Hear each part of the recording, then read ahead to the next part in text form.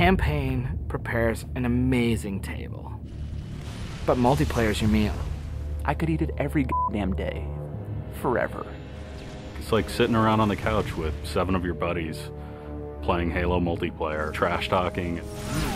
2 men enter, the better man leaves. The lesser man is respawning, and that's Halo.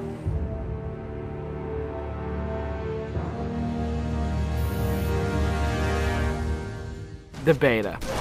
It's super important to have these like big ticket like milestones that sort of force a bunch of wishy-washy designers to get their shit together. So for the multiplayer team, it is absolutely a test of all the stuff we've been doing. Destination. I'm really terrified about what people are going to say. The public beta is where it all comes together. Beat the shit out of our code, come break our cookie system, come try to, like, it's a great security test. Maybe they're going to find new glitches that we can fix. That's why I'm like, please, please, find new glitches, find new glitches. We made a bunch of changes in Reach that are pretty significant. For multiplayer, especially, there's a lot of people who are super passionate about the features that we put into it. The DMR is absolutely an awesome, worthy successor to the battle rifle.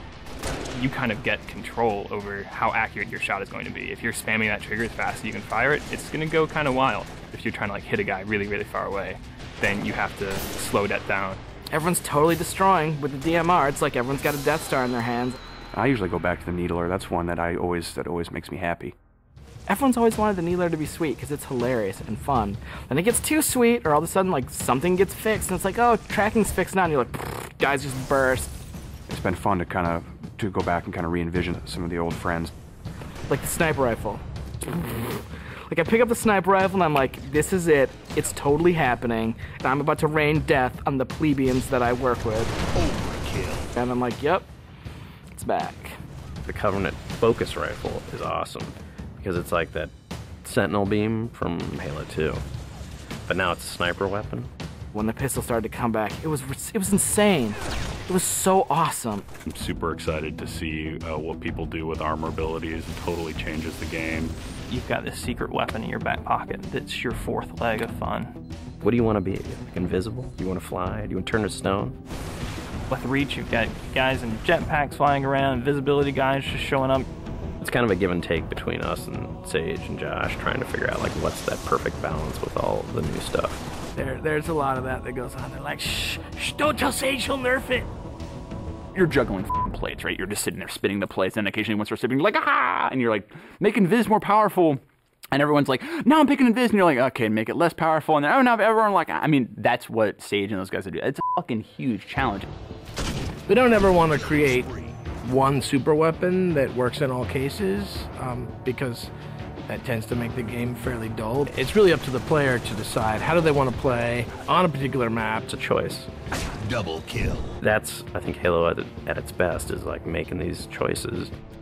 You start the game, and immediately you get to choose a loadout. You're making a single selection that includes your armor ability and your weapon. We sort of pair those intentionally. It breeds this smarter combat. You'll definitely notice a big difference in how the game functions. Right now, at this exact moment in development, Armor Lock's insane. It's super powerful. I love it. It is just fucking fun. There are 2 Slayer maps. There's Powerhouse, which is an asymmetrical map. Lots of indoor-outdoor action. Sword Base is a very vertical map. Moving around Sword Base is a completely different scenario when you've got a jetpack versus when you're sprinting. This time around, we decided to integrate all of the multiplayer maps within the campaign. Overlook is another Pioneer-style base. We're using it for a game type called Generator Defense. That's also a multiple loadout game type. Your loadouts are actually far more varied than, say, in Slayer. Boneyard is our largest map we've ever done in multiplayer. It's definitely the most complicated multiplayer space we've ever tried, and it's also a new game type. Invasion is this big team battle. We sort of sat down and said, let's try to make an objective game that has elements like Slayer and try to make that more fun. And we wanted a big, huge, lots of guys and all these fictional elements. We've added a couple new objective game types, Headhunter, Stockpile. Headhunter. It's so much fun. Like seeing a dude pick up skulls and then you cap him and seeing skulls fly out of his body and then the mad dash to pick those things up. And there's a lot of tension as you're amassing skulls. It's the risk reward of gathering up a lot and banking all at once, or just doing it one at a time and not being a big target. Headhunter. Stockpile is a team game based on capture the flag. 2 teams each have their collection zone or stockpile. There are multiple flags on the map, and your goal is to grab a flag, take it to your goal. It's a game of capture and defense. We have what we call the party games. We have Race, we have Oddball, we have King of the Hill, but like, Slayer's the thing you keep coming back to. Like, for me, Slayer is the game. Slayer is multiplayer. The Arena is a really awesome evolution for people who want to play really hardcore competitive multiplayer. Let's just acknowledge that Slayer's awesome and try to build that space where we can sort of say, like, if you're hyper competitive, care about stats, let's make that for you. Bam, games, push, rating, push, division. The better you play, you'll eventually be put into a division. The arena divisions are broken up into Onyx, Gold, Silver, and Steel. You can say, oh yeah, I was Gold, you know, and like that means something. And I'm like, oh yeah, that's cool. You're basically a AAA baseball player. And I'm like, I'm Onyx. Like, you just met f***ing Roger Clemens. Our matchmaking system is really good at matching people up based on skill. What it has never been really good at before is saying, well, how much fun will these 2 people have playing together?